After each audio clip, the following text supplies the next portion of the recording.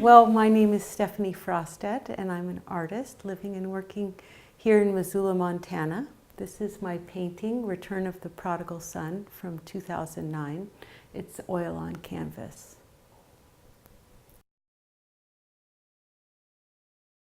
I have often worked with myths and stories, including some Bible stories through the years, as a source for narratives that I might not so much illustrate, but interpret.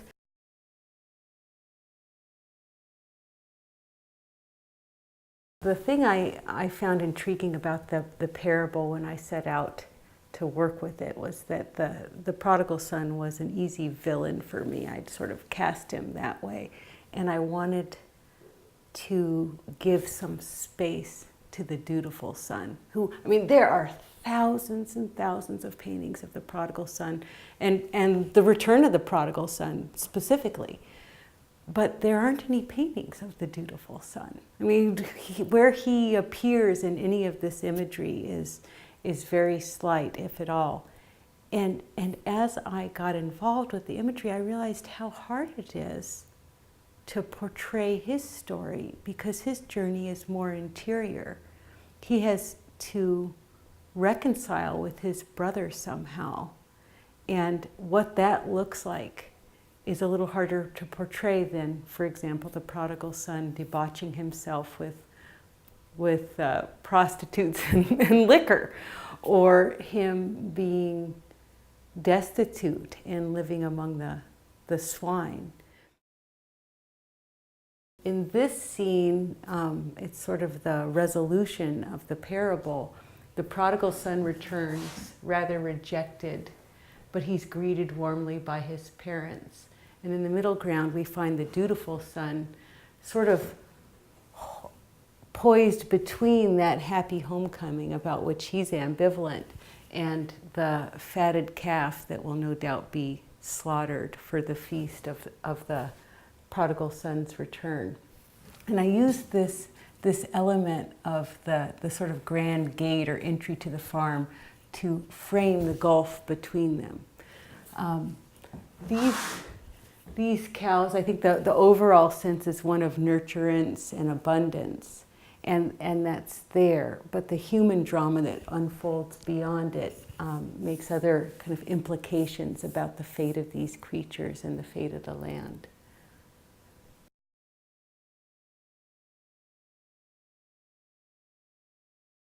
The rural environment interests me as a setting for my paintings, because the rural environment, even though so many of us live removed from agriculture, continues to supply so many metaphors and be so rooted in our cultural icons and myths that it seems like a very fecund place to set these dramas. I also grew up in a fairly rural environment in Walla Walla, Washington. So there are certain things about living on the land and raising livestock and being attuned to the seasons that I think are just like bred into me at this point. And it's something I like to explore or honor in my artwork.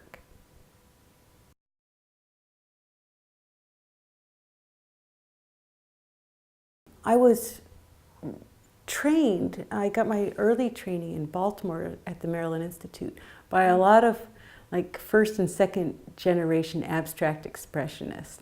And pictorial art wasn't just passé, it was almost taboo. But I realized that I have this narrative impulse. It's a communicative impulse, maybe at bottom. And when I was sort of casting about, trying to find my way or voice in art, the figurative narrative tradition seemed at once most democratic in terms of being able to reach the widest possible audience, and also well within my gifts and interests as an image maker. So I've really dedicated myself to developing the techniques and approaches that make for strong narrative art. And to me that means not telling the story, but setting it in motion. trying to put the characters in place, provide enough context for them that the viewer can approach the work and start making guesses about what happened before or what might happen next, so that they become the storyteller with the aid of the imagery or the inspiration of the imagery. I want people to be able to discuss my work, and I think that's part of my call to naturalism, because it's accessible.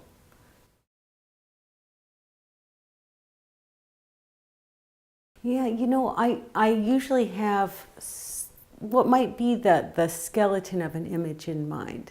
And then I start gathering resources or generating them in terms of photographic references. I have anatomy books and all sorts of things with which I can pose a figure, or for that matter, other animals like the cows that appear here.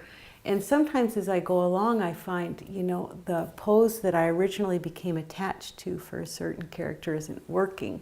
So the search begins again, even in the midst of the painting. Very often, in order to come fresh to the canvas, I will have individual studies of just the parts and little more than a thumbnail of what the overall composition will be. I might be concerned with certain arcs that I want to be sure work through the composition in an abstract or formal sense, but how things are arrayed along that sort of armature is a little bit fresher for me when I come to it with color and brushes.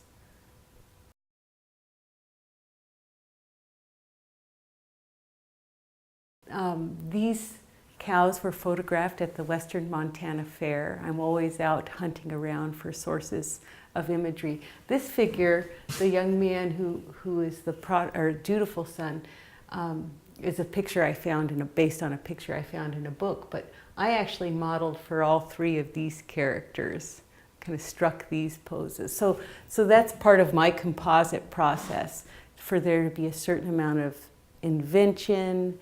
There's a certain amount of me going out in the world to find references photographically, and then of course using either other artworks or photographic works as sources for the imagery.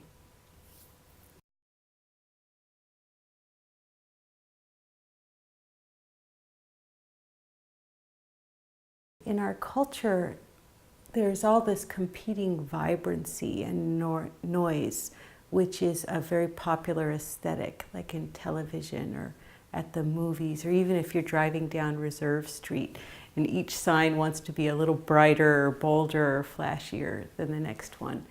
When in fact, I think the most intriguing contrast, those that hold our eye and bring it back again and again, are the subtle ones, where you have two different colors, but they're the same value. And so that subtle vibration in their different temperatures, for example, kind of keeps you interested. There is such a drive toward originality that it almost becomes a distraction from creating authentic work. And so one of my choices was to try not to be original, trusting that what interests me, how I assemble imagery, even if I'm working with a story that's hundreds and hundreds of years old and kind of belongs to the whole world in some form, that it will come out in an authentic way that is unique to me and relevant to my time.